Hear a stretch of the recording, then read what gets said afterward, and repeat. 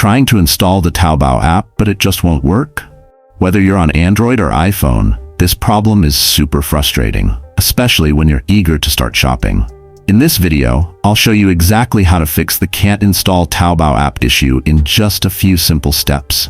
Stick around to the end because I'll share a bonus trick that works even when everything else fails.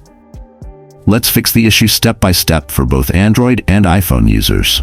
For Android users, step 1. Check your device compatibility. Make sure your phone is running Android 6.0 or higher. If not, update your Android version in Settings, System, Software Update.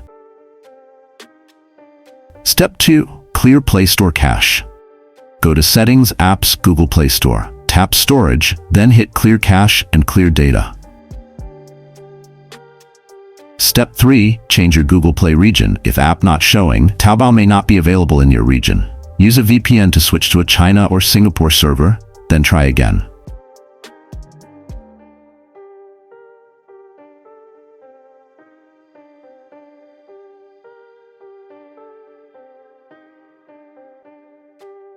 Step 4. Install using APK if Play Store fails. Visit a trusted site like apkpure.com or apkmirror.com. Download the Taobao APK, then go to Settings, Security, Install Unknown Apps, and allow access for your browser.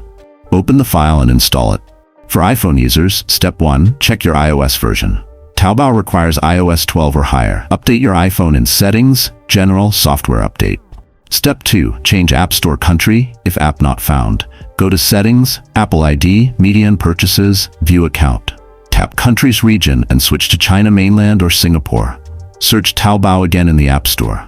Step 3. Restart your iPhone. A simple restart often clears App Store glitches. Bonus tip: if all else fails, use the Taobao Lite app or visit world.taobao.com in your browser. It's lighter, easier to install, and sometimes even comes in English by default.